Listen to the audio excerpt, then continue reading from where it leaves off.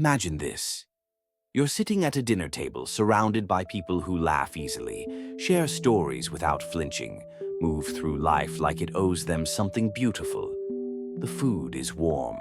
The air carries the smell of something safe.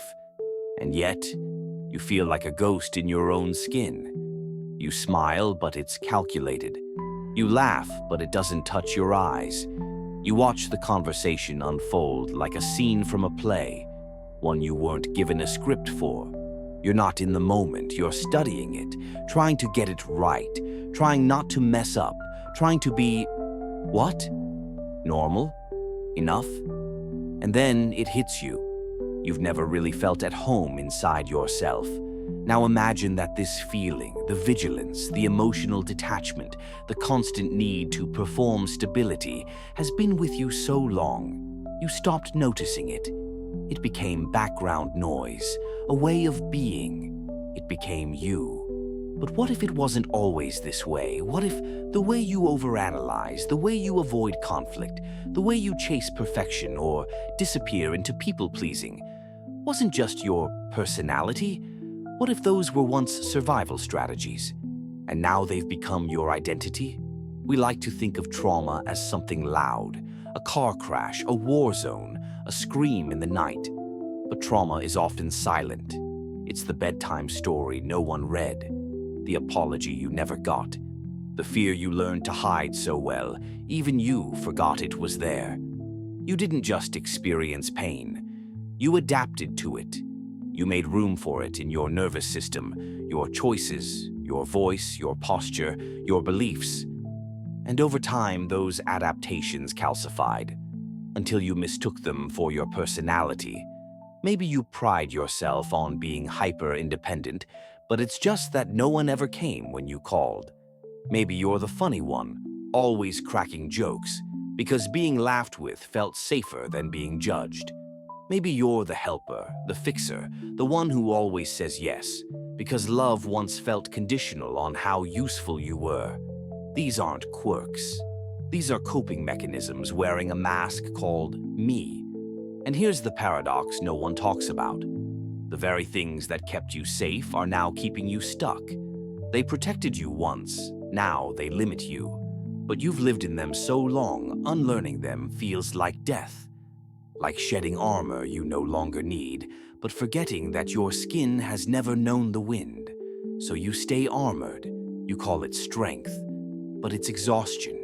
It's loneliness. It's disconnection dressed up as competence. What if your entire personality is a brilliant illusion, crafted by a younger version of you who just wanted to survive? Psychologists often define trauma as too much, too fast, or not enough for too long. But what if trauma is also a story, a quiet, unconscious script that tells you who you're allowed to be? What if your introversion isn't shyness but emotional exhaustion from years of hypervigilance? What if your ambition isn't drive but a desperate attempt to outrun worthlessness? What if your calmness isn't peace but freeze mode, numbness disguised as control? These are not just issues. These are identities forged in fire, and no one warned you. When you heal, you don't just lose pain. You lose parts of yourself you once thought were you. So here's the question. If your personality is built on trauma, then who are you, really, without it? And here's the deeper one. Do you want to find out? Because the truth might shatter every mirror you've ever stared into. It's one thing to survive. It's another to wake up and realize the scaffolding you built your life on was made of fear, not freedom. But if that scaffolding falls, what's left standing? That's the abyss most people avoid. That's why healing feels like identity death. That's why so many stay broken, because the alternative is stepping into the terrifying unknown of wholeness. There's a part of you that already knows something's off. A quiet knowing beneath the routines, the busyness, the emotional numbness. You felt it in moments when the room went quiet and your mind suddenly asked, "Why do I feel so far away from everything?" You've worn trauma like a second skin. Now, something inside you is whispering, shed it. But that voice, it's soft, and your defenses, they're loud. The question is, which one are you going to listen to? Let's go deeper, quietly. No announcements, no sirens, just slow, methodical editing of the self until you forget there was ever another script. You weren't born afraid of love. You weren't born terrified of failure. You weren't born suspicious of happiness. You learned it from experience, from betrayal, from absence, from chaos. And what's learned can be unlearned. But unlearning is violent to the ego because it means surrendering not just your pain, but your identity. And if you don't know who you are without your wounds, healing can feel like annihilation, which is why most people don't go there. They'd rather stay familiar than be free. They'd rather call it just who I am than question the roots. Because asking the real question, what if I'm not really myself yet, is a spiritual earthquake. But once you've felt it, once you see how deep the rabbit hole goes, you can't unsee it. The mask starts to slip, the shadow begins to stir, and the voice you buried long ago begins to whisper, I remember who you were before the world told you to forget. Ready to see what happens when you listen? Let's go further.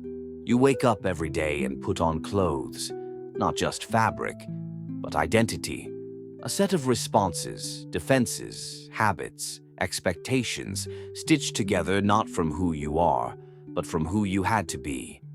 You wear your trauma like armor, but no one can see it because it looks like personality, and so the consequences go unnoticed by others, and worse, by you. Let's pull back the curtain. What happens when you mistake trauma for identity? You make life decisions from fear and call it logic. You stay in relationships that mirror old wounds and call it love. You reject peace because it feels unfamiliar and call it boredom. You run from people who treat you kindly and say, I'm just not feeling it. You avoid opportunities that align with your potential because the idea of thriving feels like stepping into someone else's skin. This is trauma, not as an event, but as a blueprint, a hidden operating system running in the background, choosing for you, reacting for you, before your conscious mind even catches up. And society, it doesn't just fail to correct this, it rewards it. We live in a world where trauma responses are monetized, perfectionism becomes performance, hyper-independence becomes hustle culture, emotional repression becomes professionalism, social anxiety becomes curated digital personas. You suffer and the world applauds. You mask pain with productivity, and they call you inspiring. You silence your needs to keep peace, and they call you easygoing. No one asks what it's costing you, but deep down, you know. You feel it in the heaviness that never fully leaves, the constant low-grade anxiety, the strange emptiness after achievements, the emotional fatigue that no amount of sleep cures. Because your nervous system is still at war, even in peacetime. Let's go deeper. Neuroscience tells us the brain isn't built for truth. It's built for survival. The amygdala, the threat detection center, doesn't know the difference between a bear in the woods and your partner's raised voice. It doesn't know the difference between being rejected by a parent and being ignored by a coworker. It just knows. I felt this before. It wasn't safe. So it fires, and you shut down, or lash out, or dissociate. Not because you're broken, but because your body remembers what your mind tries to forget. This is how trauma becomes pattern. Pattern becomes personality, and personality becomes prison. Even your language reveals it. You say, I'm just not good with people. You mean I never felt emotionally safe around others. You say, I hate conflict. You mean disagreement once meant danger, so now I avoid it at all costs. You say, I don't like to depend on anyone. You mean, I learned early that asking for help leads to disappointment or betrayal. These aren't quirks, they're coded messages, whispers from your younger self still trying to explain why things hurt the way they do. This isn't just about personal patterns. It scales. A traumatized society normalizes dysfunction. Look around. Addiction is commercialized. Numbness is branded as aesthetic. Intimacy is confused with visibility. Authenticity is filtered for algorithmic approval. We are flooded with dopamine but starved of meaning. Connected but not seen. Busy but not fulfilled.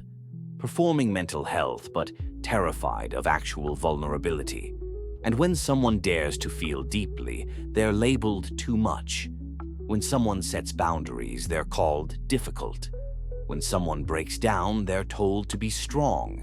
So we keep performing, smiling, achieving, scrolling, all the while wondering, why does life still feel hollow?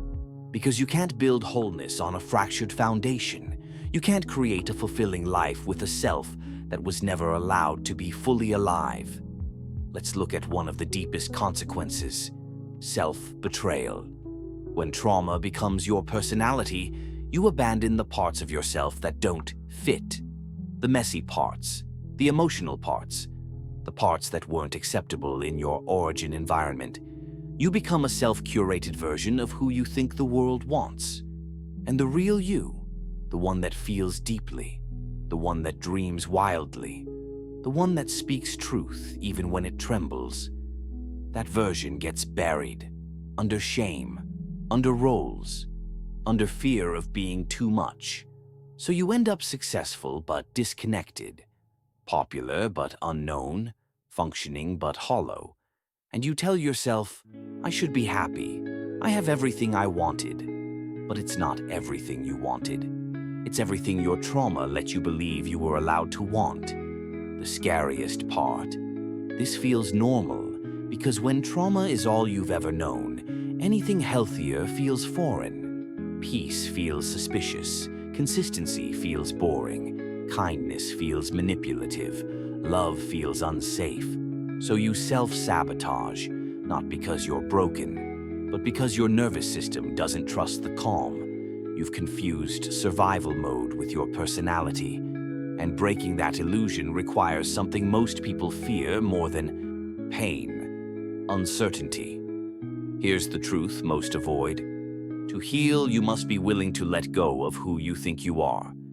You must risk collapsing the identity that was built in trauma, even if it means standing in the raw unknown, with nothing to cling to but breath and presence. And this is terrifying, because there's no guarantee, no script, no applause, no certainty that the new self will be accepted or even recognized. But there is something else: freedom. Freedom not just from your past, but from the compulsive reenactment of it. Freedom to choose without fear, to feel without shame, to love without armor. And that freedom begins with rebellion. A quiet, radical refusal to keep living as a version of yourself that was born only to survive. Let's explore what that rebellion looks like, not just as a mindset shift, but as a way of being. Because the real question isn't, how do I fix what trauma did to me? It's, who could I become if I no longer needed to protect myself? Let's begin the breakaway. There comes a moment, quiet, unexpected, when you realize you're tired. Not the kind of tired that sleep cures, but the kind of tired that comes from pretending to be someone you're not. You've played the role, worn the armor, mastered the mask, but now it's suffocating. This is where the rebellion begins, not with rage, not with a breakdown, but with a whisper that says, no more. To break free from trauma's illusion, you don't just heal, you dismantle. You become the architect of your own unlearning. And here's the truth they don't put on motivational posters. The first step to healing is grief. Not just grief for what happened, but grief for who you became because of it. For the years spent living small, for the real you that was buried under performance, perfectionism, and fear. You must mourn the lost time, mourn the version of you that never got to exist, because without grieving the old identity, you'll keep returning to it, out of habit, out of guilt, out of fear. Carl Jung said, "One does not become enlightened by imagining figures of light, but by making the darkness conscious." This is the path, not away from pain, but into it. You must walk into your shadow, not to defeat it, but to reclaim it, because your shadow holds everything you were taught to reject. Your anger, your sadness, your hunger for love, your desire for recognition, your need to feel safe, held, seen. These aren't flaws. They are clues. Follow them and you find not just the wounds, but the wisdom inside them. Let's be clear, this isn't about fixing yourself. You were never broken. This is about remembering who you were before the world taught you to forget. It means stepping off the conveyor belt of comparison. It means unlearning survival patterns disguised as strengths. It means questioning every belief you inherited from pain. And that requires something terrifying: stillness. Because in stillness, the noise fades, and what remains is truth. Here's where things get radical. You stop trying to be better. Because self-improvement, when rooted in self-rejection, becomes a more polished form of self-hate. You stop chasing healing like a destination. You stop measuring your worth in progress. Instead, you choose presence. You sit with what is. You stop running from discomfort and invite it to teach you. This is what Viktor Frankl meant when he wrote that between stimulus and response there is a space. In that space is our power to choose our response. In our response lies our growth and our freedom. That space, it grows the moment you stop reacting from your past. So how do you begin the rebellion? 1. Name the pattern. Awareness is liberation. When you feel triggered, ask, not, "What's wrong with me?" but "Where have I felt this before?" You're not crazy. You're remembering. Second challenge, the voice, that inner critic. It's not yours. It's an echo of someone else's fear. Ask, whose voice is this really? Then replace it with your own. 3. Reparent the wounded self. When the child inside you cries, don't shut them down. Listen, validate, respond with the love you didn't receive. You become the parent your younger self deserved. 4th, let go of borrowed identities. Every time you say, "I'm just not the kind of person who..." Pause. Ask yourself, is that true or is that trauma talking? 5. Take risks aligned with the real you. Do the thing that scares you, not because it's reckless, but because it's freeing. Speak your truth. Rest without guilt. Set the boundary. Ask for help. These are acts of revolution. It won't be clean. You'll relapse into old patterns. You'll feel the pull to perform. You'll doubt yourself. That's okay. Healing is not a staircase, it's a spiral. You'll return to the same wounds with deeper wisdom. You'll fall, but you'll fall with awareness. And each time it will hurt less. Because you'll know, this pain isn't who I am anymore. History is filled with people who rebelled not with weapons, but with truth. Nietzsche lived in defiance of conformity, urging us to become who we are. Frankl found meaning inside a concentration camp.